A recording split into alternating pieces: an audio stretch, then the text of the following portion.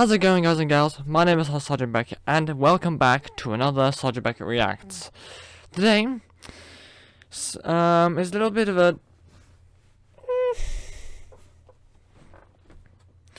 it's a political sort of one, I'd say, ish, more or less. So if, as some of you may know, and some of you may not know, I am British. I live in England, and yeah. And those of you who have been listening to the news of Britain as of late, whether you're interested in British politics or you are Brit yourself, you'll know that Britain, since I can't even remember when now, but a few years ago, Britain made the decision to possibly leave the European Union. A few things happened, a few years went by, it was a referendum, blah blah blah blah, blah blah blah, so on and so forth. So many things happened in that little time period, but in the end, we eventually, a deal or some sort of thing was passed, and we either have done or are going to at some point leave the EU. I don't fucking know. Nothing seems to be different if we have so. But because of that, I saw a video on my home recommended page, which is called "How Canada, Australia, New Zealand, and the UK are secretly forming one global force." Now, obviously, that includes us and Canada and a few other countries as well. So I'm intrigued to see what this is all about. So I'm gonna get my earphones. Gonna plug one of them in. Gonna click the video. We're gonna watch it. I'm gonna see what the fuck this is all about.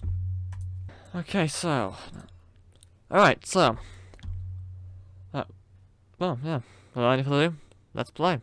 This is the country of Cambodia. It is a small to mid-sized country with a population of just over 15 million people and is located in the southern portion of the Indochina Peninsula in Southeast Asia. Now, during most of the 20th century, Cambodia was an extremely poor and relatively weak country in regards to its economy and military. In fact, in 1998, after 3 consecutive years of economic contraction, the country had a GDP per capita of just $269, making it one of the poorest countries on the planet. You see, because Cambodia was a poor and somewhat small country, it gave them no sway on the global stage in regards to trade, politics, military, and economics. So that was why the country decided to try something different. In 1961, the Association of Southeast Asian Nations, or simply ASEAN, was created by Thailand, the Philippines, and Malaysia.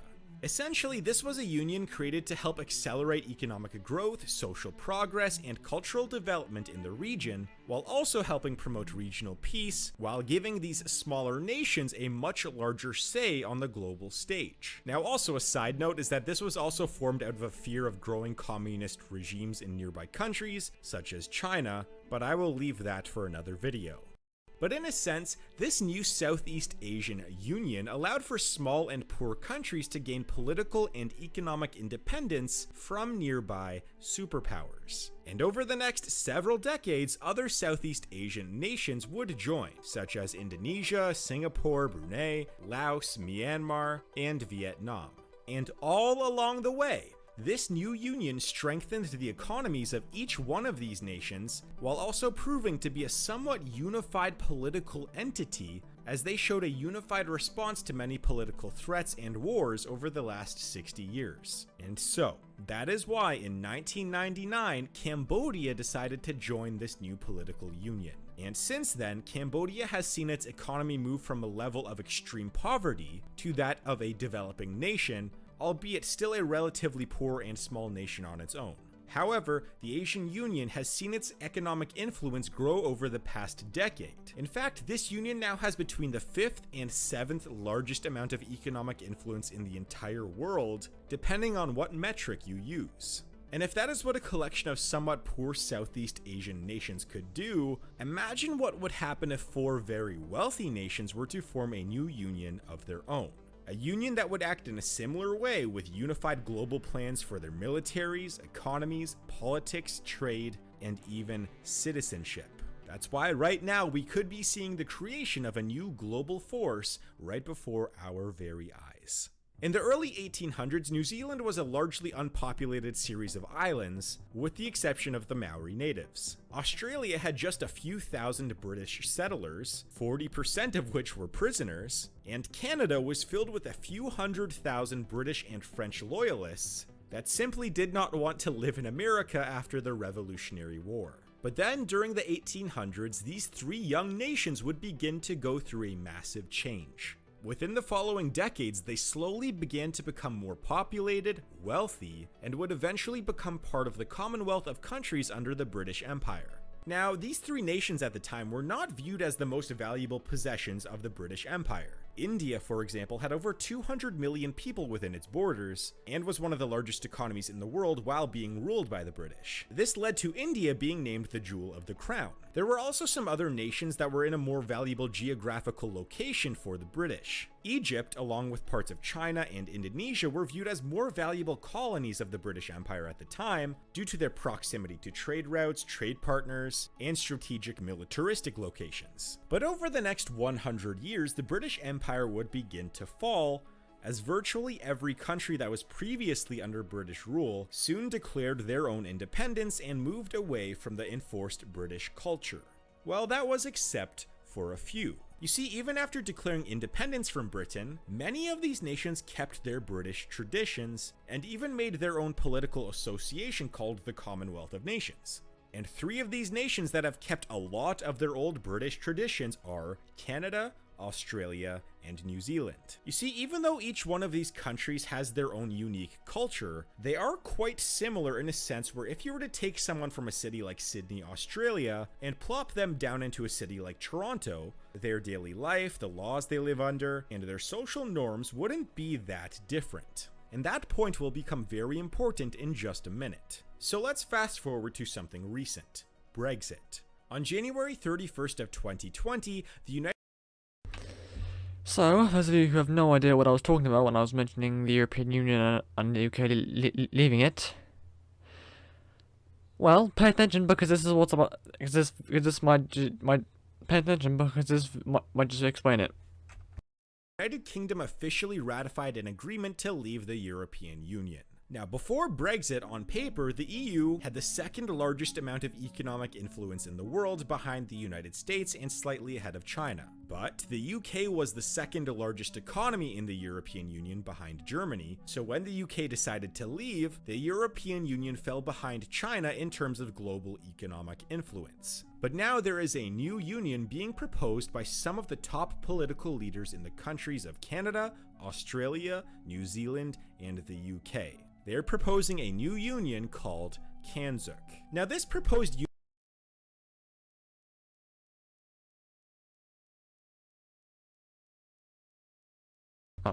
I mean,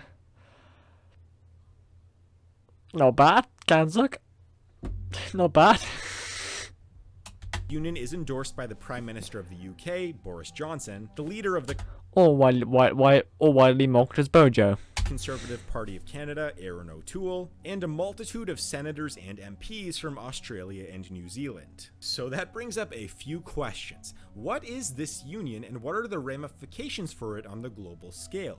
Well, the idea is to form a union that would increase trade, foreign policy cooperation, military cooperation, and mobility of citizens between these nations. Essentially, on a global scale, these four countries would try to act more as one bigger nation versus four smaller ones. So the ramifications of this could be massive. Out of these four countries, the UK has the largest economy and the 6th largest economy in the world. Canada is next, having the 10th largest economy in the world. Australia is close behind with the 14th largest economy, and New Zealand is a distant 51st in terms of size of its economy, largely due to its small population.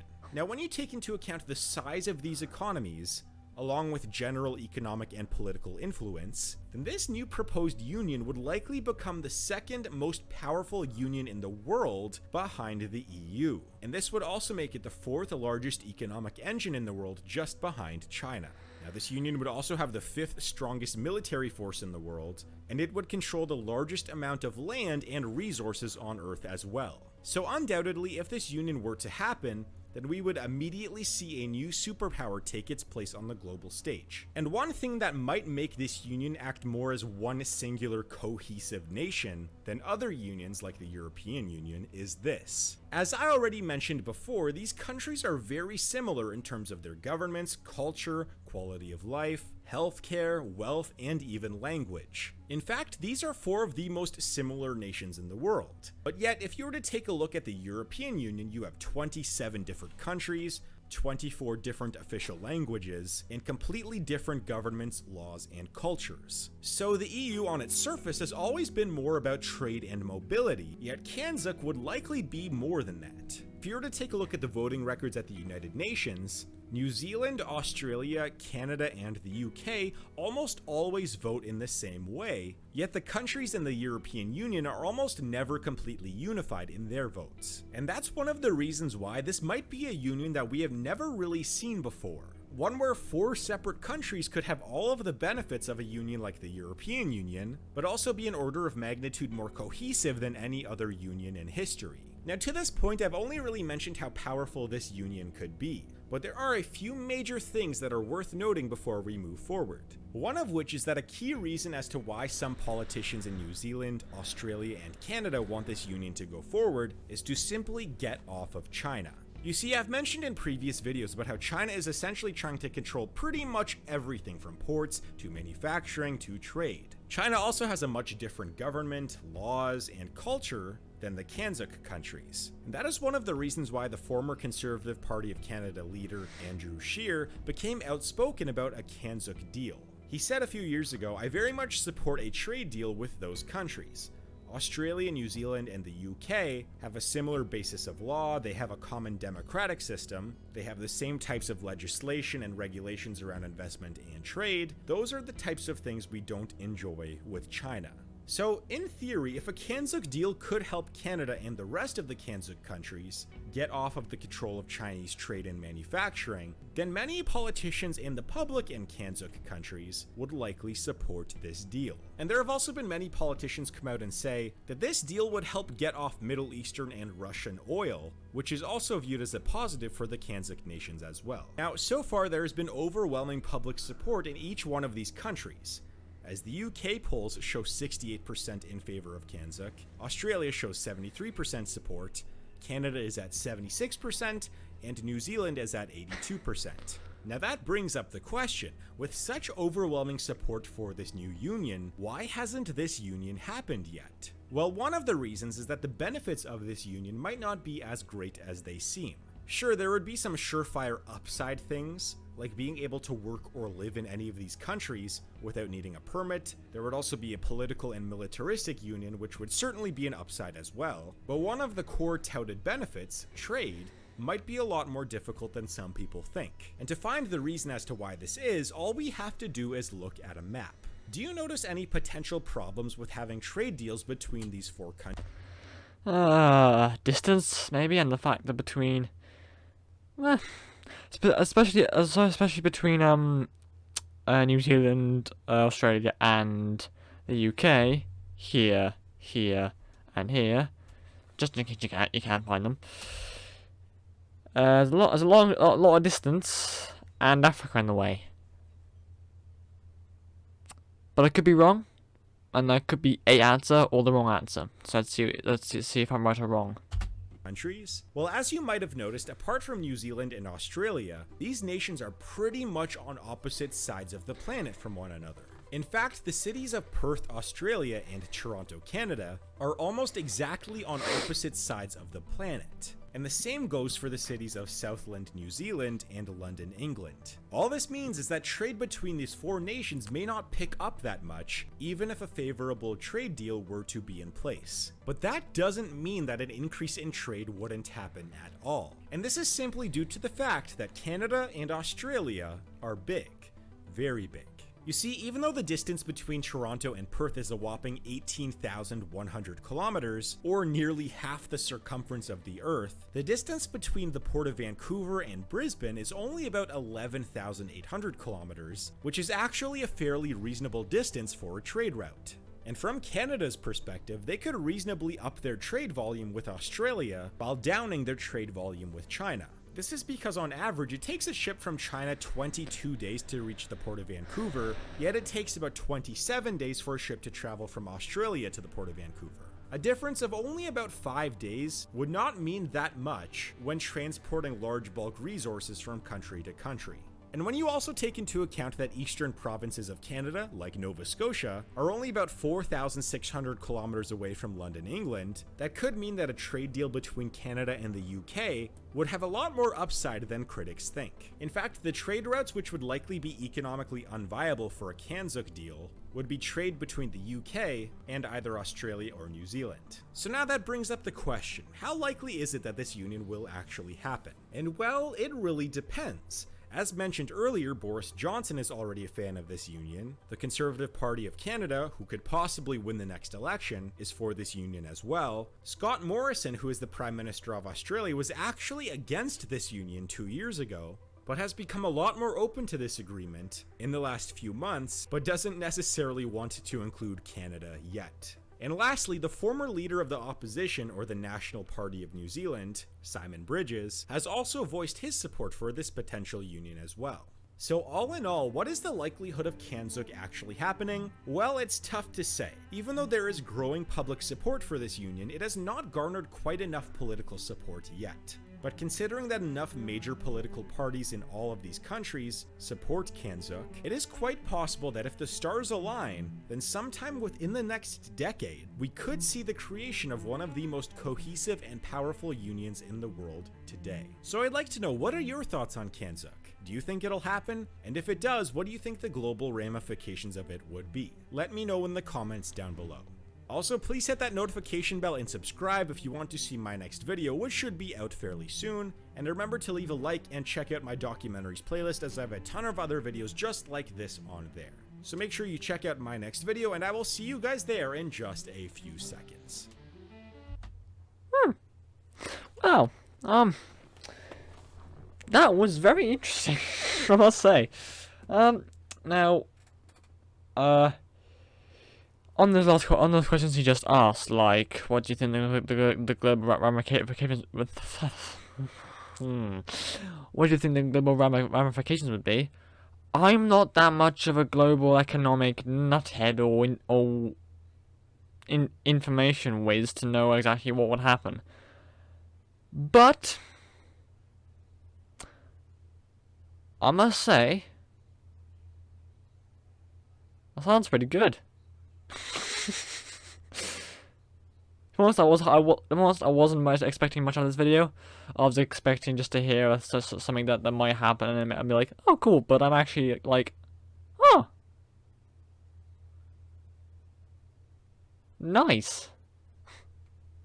Well, one thing's for sure, I'm definitely up for that. If all the governments of these four countries do end up decide to make a decision, I would definitely be up. I wouldn't be objecting. I think that's a good idea. Although I don't know if you saw me, but throughout in the middle of the video, I was doing this. I was doing. Well, that was, if you're wondering, no doubt you may put what's he doing at this time? What's he moving his mouth for? It was just the name, CANZUK. I mean, I can hear. I mean, I mean, the can I can guess is for Canada, the Z is for Z is for New Zealand. UK is for UK, Britain maybe. Either that or the U is for Australia.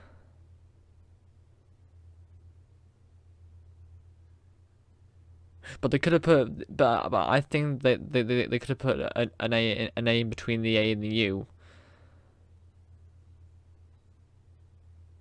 Kanzuk. I don't know. Yeah, that's what I was just thinking of other ways. I just didn't know if the U was to represent Australia or not. It probably was, but yeah.